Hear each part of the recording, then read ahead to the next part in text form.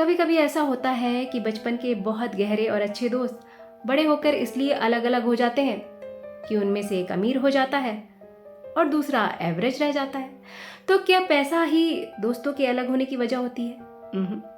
इस कहानी में सुधा जी ने बचपन की दो बिछड़ी हुई सहेलियों को मिलवाकर बड़ी खूबसूरती से दोस्ती का ऐसा फलसफा सुनाया है जो हम सब में सच्ची और गहरी दोस्ती को पहचानने की, उसे निभाने की समझ पैदा करेगा। राधा और रोहिणी सुधा जी की दो छात्राएं थीं। दोनों केजी से एक साथ पढ़ती थी। ऐसा लगता था उनकी दोस्ती के बीच कभी कोई आ ही नहीं सकता था। इन दोनों में रोहिणी थोड़ा चुप रहती थी, मगर वो बहुत होशियार थी। वो बहुत अच्छी कढ़ाई करती थी, पेंटिंग बनाती थी। अक्सर वो अपने और राधा के लिए एक जैसे कपड़े बनाती थी। दोनों में इतनी गहरी समझ थी कि उन्हें कभी किसी तीसरे दोस्त की जरूरत ही नहीं पड़ती थी। दोनों बड़ी हुई तो पहले राधा की शादी रमेश नाम के सिविल इंजीनियर से हुई और वो दिल्ली में सेटल हो गई। उसके बाद रोहिणी की शादी सुरेश नाम के मैकेनिकल इंजीनियर से हुई और वो बेंगलोर में सेटल हो गई। सुधा जी बेंगलोर के बाहरी छोर पर एक अनाथ आश्रम बनाना चाहती थी, जिसके लिए उनके पास पैसा बहुत सीमित था। इसलिए उन्हें एक ऐसे बिल्डर की तलाश थी जो कम पैसों में अच्छा काम करके दे। एक दिन उनसे मिलने 30 के आसपास का एक व्यक्ति आया, जिसका प्रपोजल बहुत अच्छा था, वेल प्लान था और जिसने बहुत ही कम पैसा कोट किया था। सुधा जी बहुत प्रभावित हुई, मगर उन्होंने उस व्यक्ति से पूछा, अगर आप इतने कम पैसों में काम करोगे तो क्या आपको घाटा नहीं होगा? उस व्यक्ति ने मुस्कुराते हुए कहा, मैडम, ये प्रोजेक्ट मेरे लिए व्यापार से हटकर है। मैं ये इसलिए कर रहा हूँ क्योंकि मैं ये करना चाहता हूँ। इस प्रोजेक्ट में मुझे कोई मुनाफा नहीं होगा।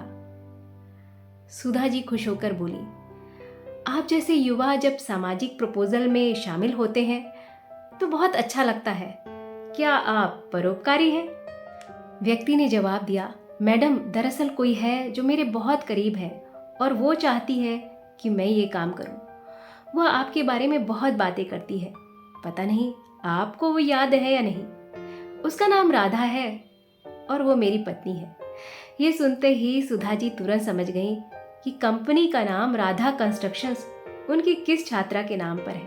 हाँ बिल्कुल, राधा मुझे याद है, पर आप लोग तो दिल्ली में थे ना, क्या आप यहाँ शिफ्ट हो गए हैं?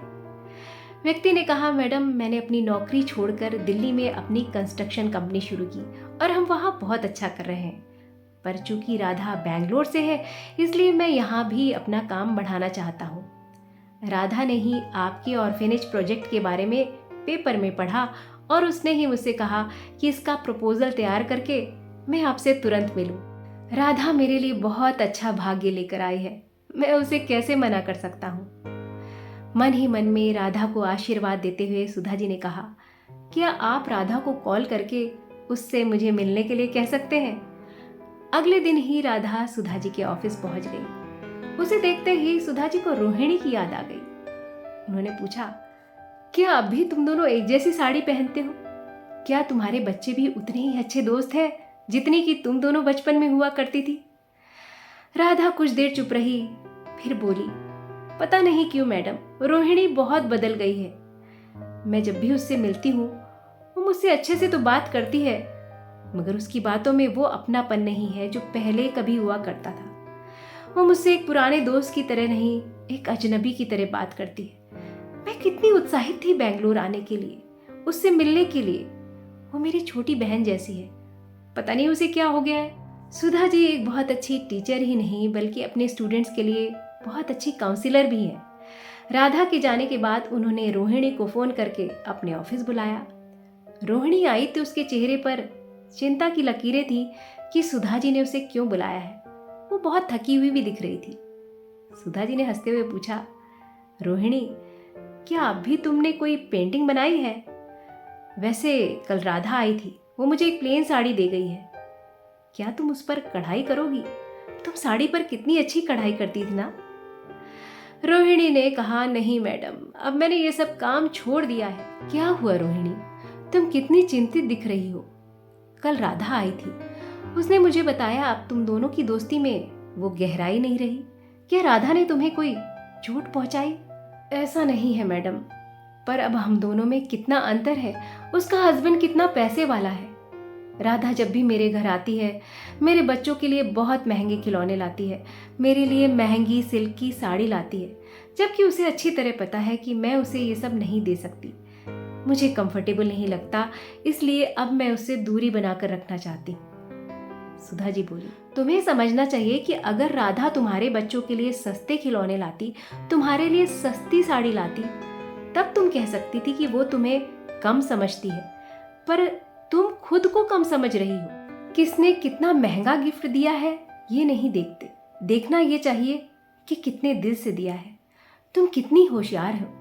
तुम भी उसे कोई पेंटिंग दे सकती हो, उसके बच्चों के लिए कोई ड्रेस बनाकर दे सकती हो। इतनी पुरानी दोस्ती को गलत विचारों से मत बिगाड़ो। हम रिश्तेदारों के साथ पैदा होते हैं, मगर दोस्त हम खुद चुनते हैं। ये सब सुनकर रोहिणी के चेहरे पर मुस्कान आ गई। कुछ दिनों बाद सुधा जी को बहुत ही सुंदर कढ़ाई की हुई एक साड़ी मिली, जिस पर एक कार्ड चिपका था और लिखा हुआ था, with love from Radha and Rohini. अगर आपके पास एक ऐसा दोस्त है जो आपकी खुशी में दिल से खुश हो और आपके गम में दिल से दुखी हो, तो ये समझ लीजिए आप दुनिया के सबसे अमीर आदमी हैं।